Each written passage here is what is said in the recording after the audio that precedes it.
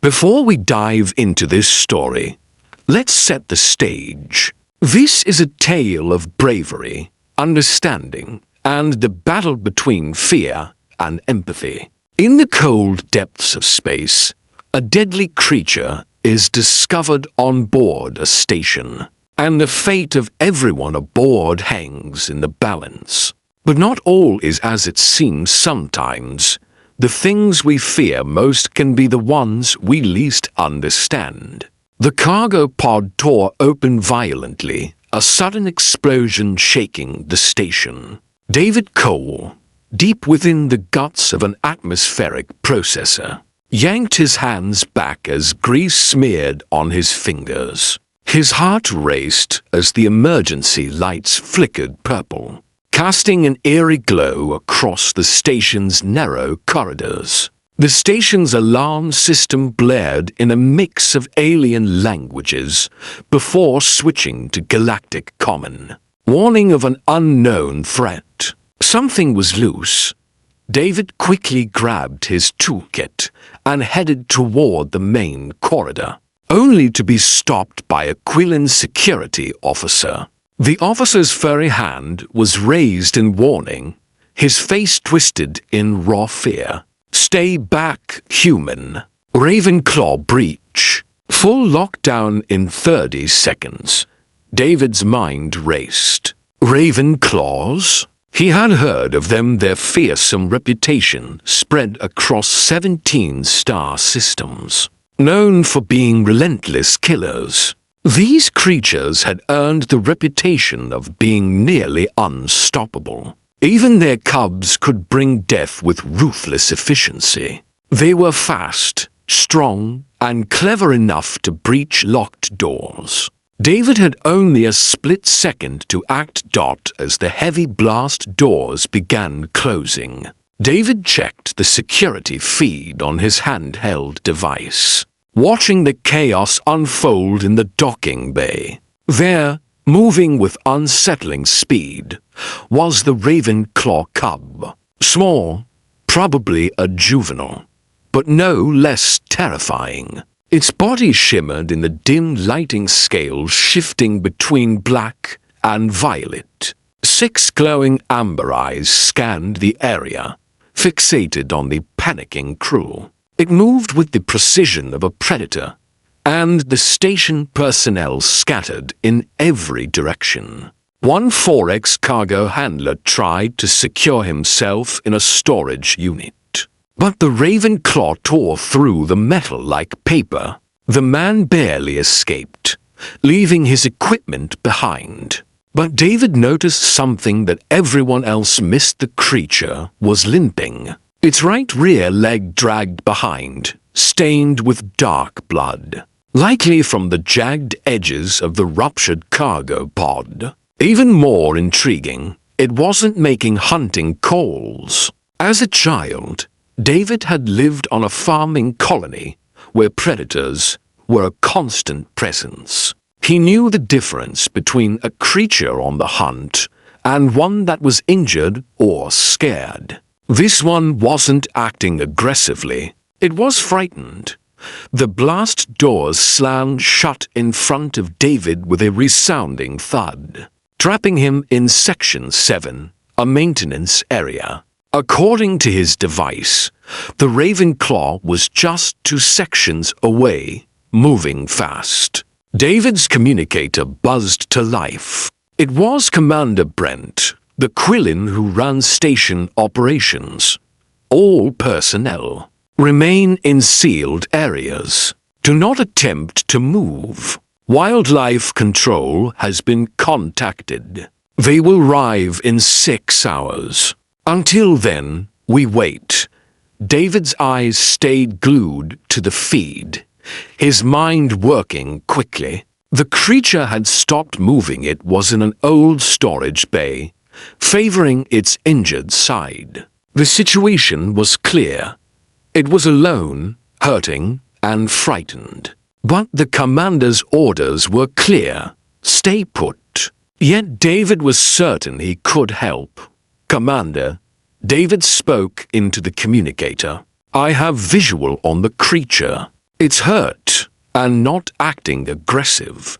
There was a long pause before Brent's sharp response came through. Cole, you're a maintenance technician, not a xenobiologist. That thing has killed trained hunters. Stay where you are. David switched through the camera angles again. The Ravenclaw cub, alone in the dark, seemed even more vulnerable. If left alone, it would either bleed out from its wound or fall prey to the wildlife control team that would surely shoot first and ask questions later. David knew he couldn't let that happen. He'd seen too many predators in his time to let fear dictate this situation. His gaze flicked to the blast door. There, hidden behind a wall panel, was the manual override. It was supposed to be locked, but David was a maintenance tech. He knew the station's systems inside out. In less than a minute, he would be through. David, acknowledge your orders. Stay in position. The voice on his communicator snapped. David didn't respond. Instead, he unscrewed the wall panel, exposing the mechanical lever that would release the door. No matter the lockdown, David faced a difficult decision. Would he follow orders and stay locked away? Or would he risk everything to save a creature that might be both a threat and a victim? The answer was clear to him sometimes. The best way to deal with a predator was not to fight it, but to understand it. David hesitated for a moment, his fingers hovering over the lever. If he was wrong about the Ravenclaw cub, the consequences would be severe. Ravenclaws were notorious for their raw power, their razor-sharp claws, and the bite force that could crush bone with ease. One wrong move, and David would become the very thing he was trying to protect the creature from, a casualty of fear. But if he was right, the cub wasn't a mindless killer. It was scared and injured, and left alone. It would either die from its wounds or face the wrath of wildlife control. Both scenarios seemed like a fate worse than death. So David made his choice. With a grunt, he threw the lever. The blast door groaned and began to slide open, inch by inch. The station's emergency lighting cast the corridor in muted shades of blue and gray. The air stale and heavy. Somewhere ahead, the Ravenclaw cub was waiting. Wounded, scared, and hopefully calm enough for David to help. David pulled the communicator from his pocket, ignoring Commander Brent's increasingly frantic voice.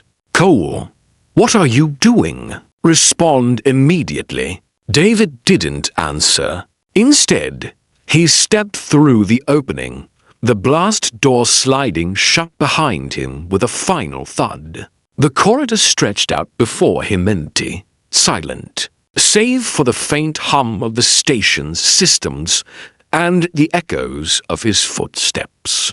David moved cautiously, his heart pounding in his chest. Every instinct told him to move quickly, but he forced himself to remain calm. There was no room for mistakes here. He needed to make the right impression on the creature. As David approached Section 5, the corridor began to smell of rust and long-forgotten plastic. Dust hung in the air, illuminated by the dim emergency lights overhead. The storage bay door was half open, stuck at an angle from years of neglect. David peered through the gap, trying to get a glimpse of the Ravenclaw cub. He saw it immediately, coiled into the far corner of the bay. Its 6 amber eyes fixed on him with a focus that felt both intelligent and wary. The creature's body was tense, its long tail twitching in agitation. It was a little smaller than an earth lion, but built for speed and strength. The scales across its body gleamed in the light, shifting between dark violet and near black.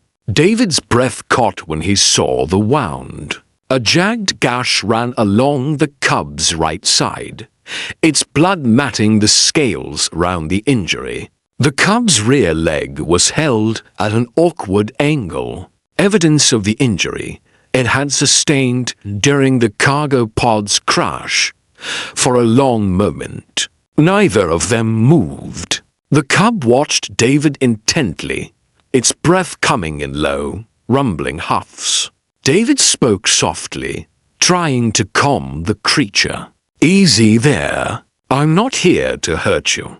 The raven claw's tail lashed twice, but it didn't lunge. Its mouth opened slightly, revealing sharp, vicious teeth designed for tearing into flesh. But David didn't move closer. Instead, he lowered himself to the ground, sitting cross-legged about 15 feet from the creature. His hands were visible, his posture open and non-threatening. Commander Brent's voice crackled from the communicator, still blaring at full volume in David's pocket. "Cole, do you copy? What are you doing? Respond immediately." David didn't answer, but he set the communicator on the floor in front of him, turning the volume down so it was barely audible. The Ravenclaw's eyes never left the device. The creature was watching every little movement David made. "You're scared," David said quietly, still keeping his voice steady and calm. "Big, scary place. Lots of noise. A lot of strange smells. You got hurt. You don't know what's happening right now." The cub's eyes flickered between David and the communicator, its body still coiled tight. "I get it," David continued, his voice gentle. "When I was young, I got lost on the farm. There were these big animals, grinders. They were mean, tusked creatures. I was alone for 2 days before my grandfather found me. I was scared the whole time." David reached slowly into his pocket and pulled out a standard ration pack. He didn't want to make any sudden movements that could scare the creature, so he kept the pack open and in full view. He took out a strip of dried meat and ate it slowly, making sure the cub could see everything he was doing. He didn't want to make the mistake of surprising it. The creature's nostrils flared, sniffing the air.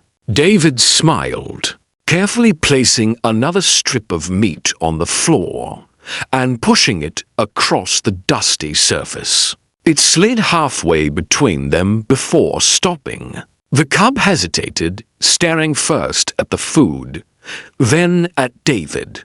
"Go ahead," David said softly. "You must be hungry." Minutes passed. The cub didn't move, but its amber eyes never left the meat. Slowly, it shifted its weight. Its long neck stretched forward, cautiously sniffing the food from a distance. After a moment, in one quick, fluid motion, it snatched the meat and pulled back, retreating to its corner.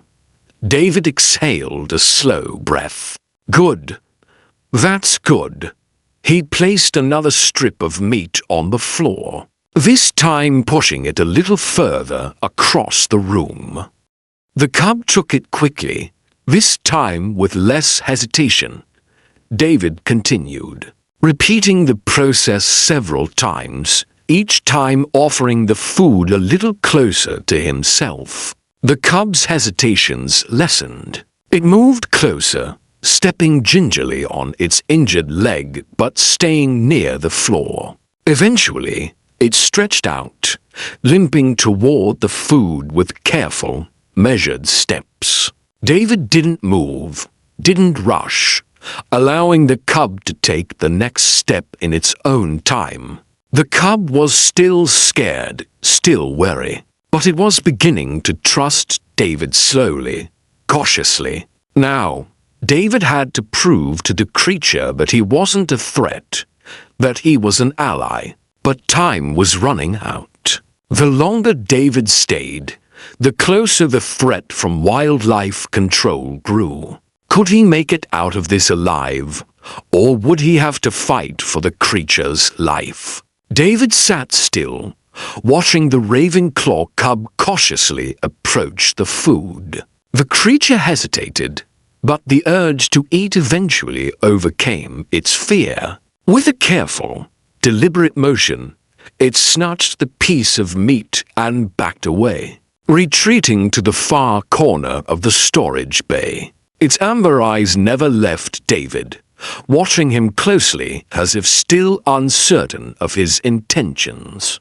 David stayed seated, his hands visible, his posture relaxed. "You're doing good," he whispered, watching the cub chew. "You're hungry. You're scared. You don't know me, but I'm not going to hurt you." He didn't move, allowing the cub to feel in control, to feel safe. He had to show it that he was no threat. It wasn't about overpowering it or making it submit. It was about giving it a reason to trust, to realize that not all humans were like the ones who had caged it. The cub looked at him with those glowing amber eyes. The tension in the air felt palpable, but slowly, almost imperceptibly, the creature began to relax. Its body uncoiled slightly, and the muscles in its tail, once rigid, softened. It was a small victory. David's communicator buzzed in his pocket again, a harsh reminder of the time ticking away. Commander Brent's voice came through loud and clear, now tinged with impatience. "Cole, if you don't get back to your position right now, I'll have to send a team to physically retrieve you. Do you understand?" David ignored the command, his focus solely on the creature in front of him.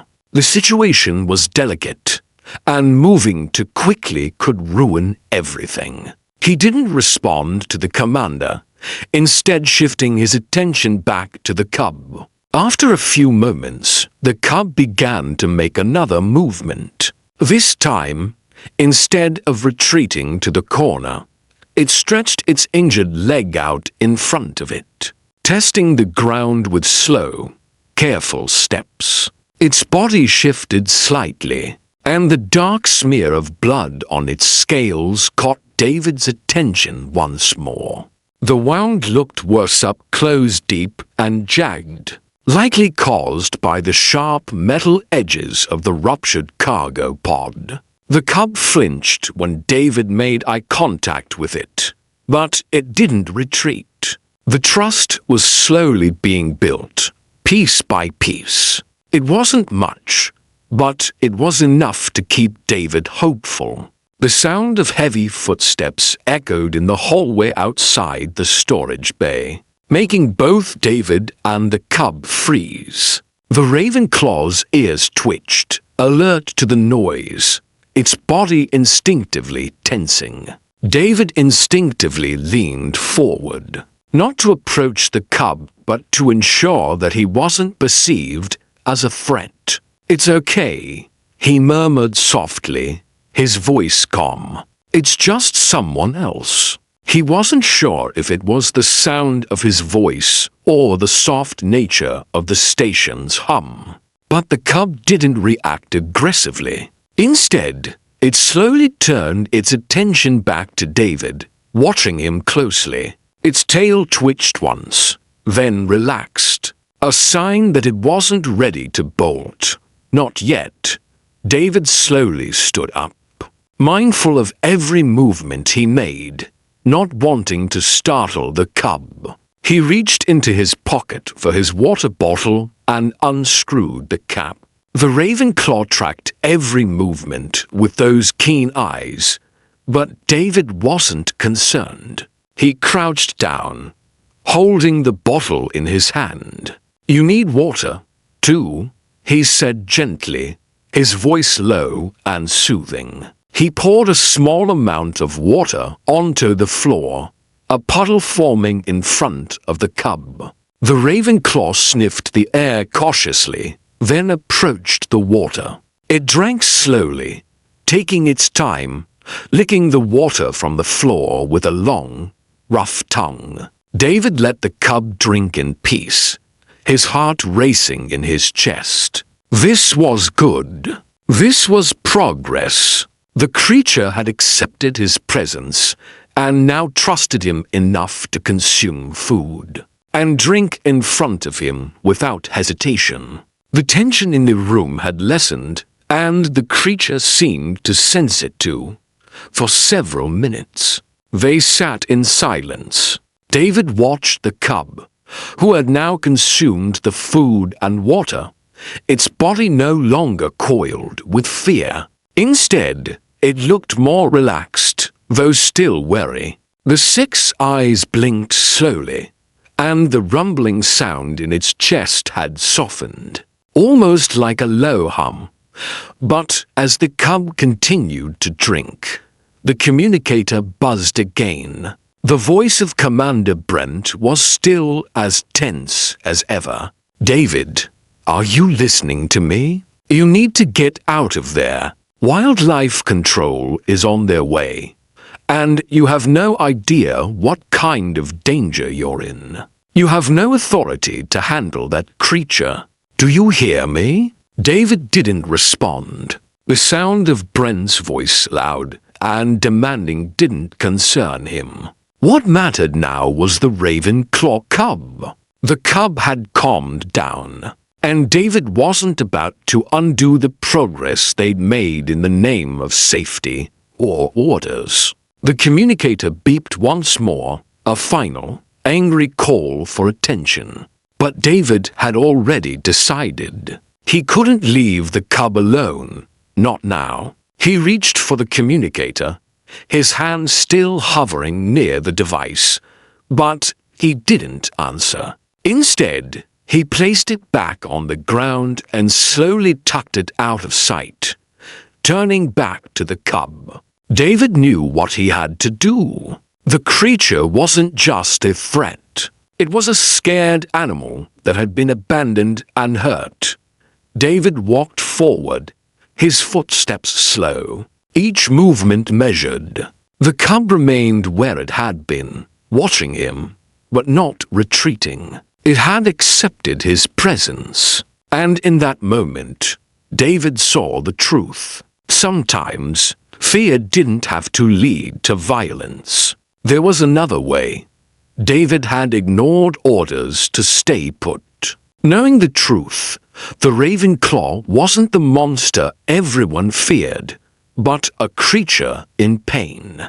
As wildlife control grew closer, David had to ask himself, was he risking his life to protect the cub? Or was he about to find himself trapped between duty and empathy? David didn't flinch when he heard the sounds of approaching footsteps. The closer they came, the more the Ravenclaw cub tensed. Its 6 amber eyes shifted between David and the door, its body coiling again as if ready to react at a moment's notice. But David stayed calm. His thoughts were clear. The danger wasn't the cub itself, it was the fear surrounding it. He moved slowly, his hands open, his body language relaxed. He wasn't going to fight anyone, but neither was he going to let this cub be hunted down like an animal in the wild. He wasn't a xenobiologist, and he certainly wasn't in charge of the station's operations. But in this moment, he was the only one who understood that fear could change everything. "Easy there," David murmured, his voice soft as he crouched down. He kept his distance, but he was close enough that the cub could see him. "I know you're scared, but I'm not going to hurt you." The cub's tail twitched once, then stilled. It didn't advance or retreat. For a moment, there was only silence. Then, from the hallway, David heard the unmistakable sounds of heavy boots. They were here. Wildlife control had arrived. A metallic hiss echoed as the storage bay doors slid open. Standing at the threshold was a group of armed officers in protective gear, their weapons raised and ready. Leading the group was Officer Gillis Reed, his face obscured by a transparent visor. But David could see the hard set of his jaw. The officers fanned out, blocking the doorway. David straightened up slowly, stepping forward until his body was placed between the cub and the officers. He didn't take his eyes off Reed. "Step aside, Cole," Reed ordered, his voice calm but firm. "We've been given the go-ahead to terminate the creature. Move now." David shook his head slowly, keeping his stance neutral. "No, you're not killing it." His voice was steady, even if his heart was pounding in his chest. Reed's gaze flicked from David to the cub, then back to David again. The officer's posture stiffened, and David could see the calculated decision-making behind the rigid movement. "You're not in charge here," Reed said. His voice clipped, like he was explaining something to a child. "That thing is a raven claw. Do you understand what that means? It's a predator. It's killed before. It will kill again." David could feel the weight of those words, but he stood his ground. "I understand it's dangerous," he said, his voice unwavering. "But I also understand that it's not acting like a predator right now. It's injured, it's scared, and it's alone. If you go in there shooting, you'll force it into defense mode. That's how we get the bloodshed you're talking about." Reed's grip tightened on his weapon. "You don't know what you're dealing with. I've spent years hunting these things down. I've seen what they do. They're not animals you can just talk to. You can't tame them." David swallowed, his gaze fixed on the cub. He could feel the tension rising between them, but he refused to break eye contact with Reed. "Maybe you're right. Maybe I can't tame it. But I know what fear does to creatures. It makes them lash out. And right now, I'm the only one in this room who's not trying to kill it." There was a long pause. Reed's team didn't move, their weapons still trained on the cub. But their hesitation was evident. The Ravenclaw cub shifted its position, lifting its head slightly, still watching Reed and his team. Its tail was low, but the muscles in its body remained taut, ready to spring into action. Yet it didn't. It was still waiting for a sign that it wasn't in danger. David held his breath, praying the creature wouldn't make a wrong move. Every muscle in his body was tense, but he didn't show it. He didn't want the cub to feel it. Slowly, he reached down and began to rub his hand along the creature's back, scratching behind its ear ridge. "Easy," he whispered, keeping his voice steady. "I'm right here." The purring sound started low at first, almost imperceptible, but it grew louder as David scratched behind the cub's ear. The sound of its soft, rhythmic was unmistakable. The Ravenclaw cub, despite its predatory instincts, was purring like a domestic cat. David turned his gaze back to Reed. "You hear that? It's not growling. It's not hunting. It's purring. It's calm." The officers exchanged glances. Even Reed seemed caught off guard by the sound. David took another step forward, keeping the distance between them and the cub as short as possible without threatening its space. He could feel the officer's gazes on him, but he didn't care. His focus was entirely on the cub. "Please," David said, his voice softer now. "Give me time to prove that this creature is not a threat. Let me help it. If you're right, then I'll step aside. But give me the chance."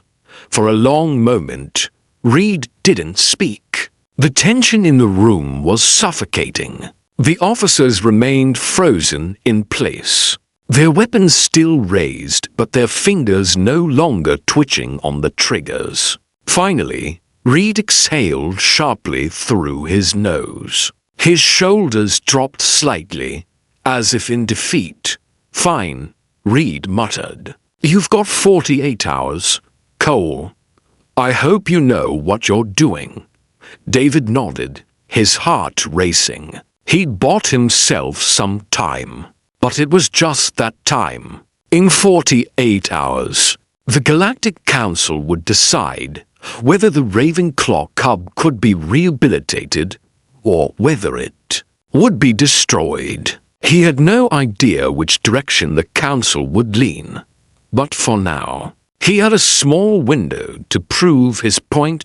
As Reed and the officers stepped back, David turned his attention back to the cub. The creature had relaxed slightly, its body still stretched out next to David's leg. He gently scratched its head once more, smiling when the purring grew louder.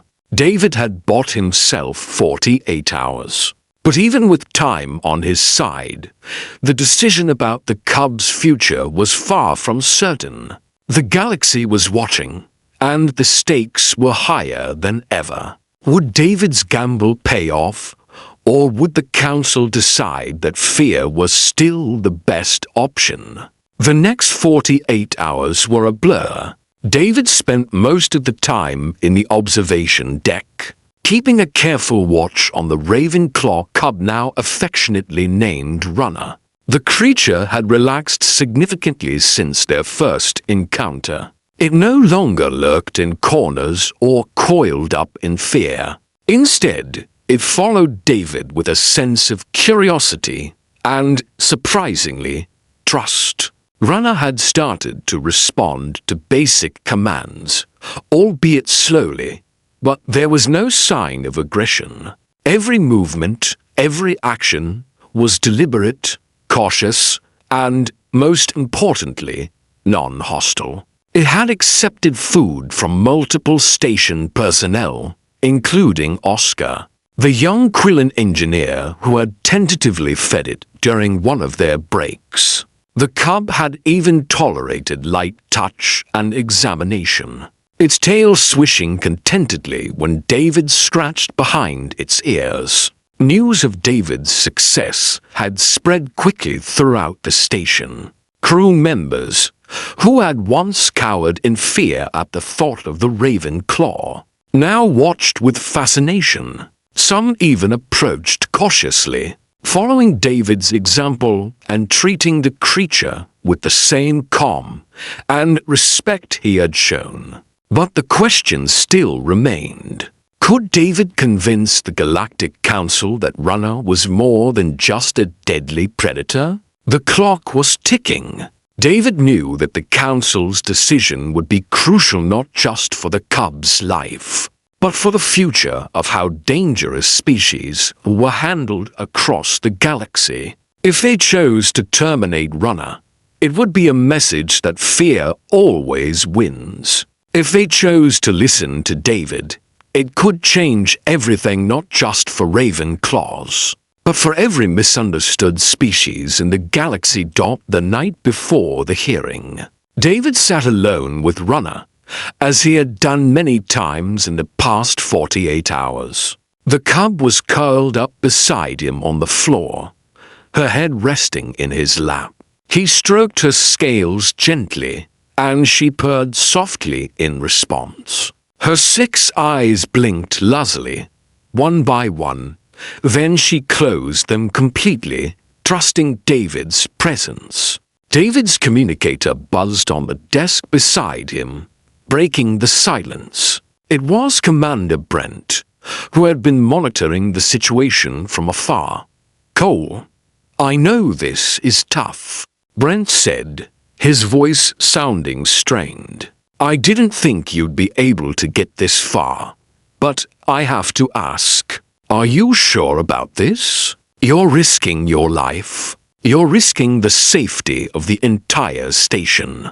What if the council rules against you?" David took a deep breath, exhaling slowly. "I'm sure. I've seen what fear can do to an animal. What's happening here, it's not just about this cub. It's about a bigger issue. We can't keep labeling everything dangerous as a threat. We need to stop reacting with violence and start reacting with understanding." There was a long pause on the other end of the line. "I'm not saying you're wrong, but if this goes south, it'll be on you. I'll take full responsibility," David replied. His voice steadied. The communication ended with a soft click. David looked down at Runner, who had shifted positions slightly, but remained relaxed. She nuzzled his leg and chirped softly, as if sensing his tension. "Don't worry, girl. We'll be fine." The following morning, David stood in front of the council, Runner by his side. The cub had grown noticeably in the 2 days they had spent together. Her scales were glossier, her movements more confident, and despite the injury to her leg, she moved with an ease that had been missing in the early hours of their interaction. The council chamber was filled with members from various species, their faces neutral but watchful. At the center sat High Counselor Petra, an imposing Quillin with sharp, intelligent eyes. David cleared his throat and began his presentation. "Esteemed members of the council, I stand before you today not as a xenobiologist, but as a technician who spent the last few days with this creature, this Ravenclaw cub. Her name is Runner." He gestured to the cub, who was sitting beside him, her ears flicking toward the distant voices of the council members. Her amber eyes were alert but calm, her body posture relaxed as she sat beside David.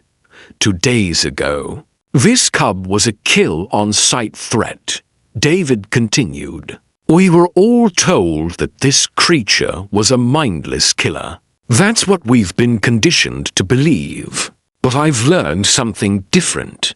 David paused, looking around at the faces in the council chamber. Some were skeptical, others curious. This creature, despite her species' reputation, is not a mindless monster. She's intelligent. She's emotional. She feels fear, just as we do. And most importantly, she's not acting aggressively. I've spent hours with her, and I've seen her respond to calm behavior, to food, to touch. She's scared, she's hurt, and she's confused. But she is not dangerous. Not to me, and not to any of you. One of the council members, a thorax with military decorations, leaned forward, his gaze sharp. What you're asking us to believe is that a Ravenclaw can be rehabilitated. That this creature is capable of being a peaceful, cooperative species. David nodded, his gaze unwavering. Yes, I'm asking you to reconsider what we've been taught about them. I'm asking you to stop labeling all dangerous creatures as threats, and to start looking at them as individuals. Every species deserves that chance, but it starts here with us. Another council member, an Angarian with deep blue skin, raised her hand. But what about the deaths caused by Ravenclaws? The documented attacks, the lives lost in the past? David's jaw tightened, but he kept his voice calm. I don't deny that Ravenclaws are dangerous, but you have to understand the circumstances. These creatures are often torn from their homes, placed in hostile environments, and treated as threats when they are simply reacting to fear and confusion. We create the violence we claim to be protecting against. The room was silent for a long moment. Then Petra, the High Counselor, spoke. You propose a rehabilitation program for Ravenclaws, one that could change how the galaxy views dangerous species. If we move forward with this, it will change everything. It will not be easy. David's heart raced, but his resolve was firm. I understand, but if we don't try, if we don't give them a chance, we'll never know what's possible. There was a pause, and then Petra nodded. Very well. We will put this to a vote. But be warned, this decision will be watched closely. The galaxy is waiting. The Council's decision would determine not just the fate of one creature, but the future of how the galaxy approached the understanding of dangerous species. Was David about to change the galaxy's perspective, or would the fear of the unknown condemn the Ravenclaw to death? The Council's decision was swift. Less than 5 minutes after the vote, the results flashed on the screen before David, startling in their suddenness. The votes were counted 11 in favor, 4 opposed. The motion to establish a trial rehabilitation program for the Ravenclaw cub had passed.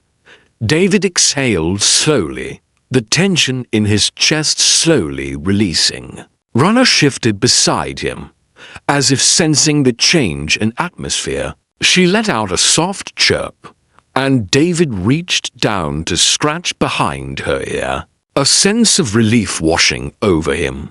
Thank you, he whispered to her. The High Counselor Petra addressed the room, her voice steady.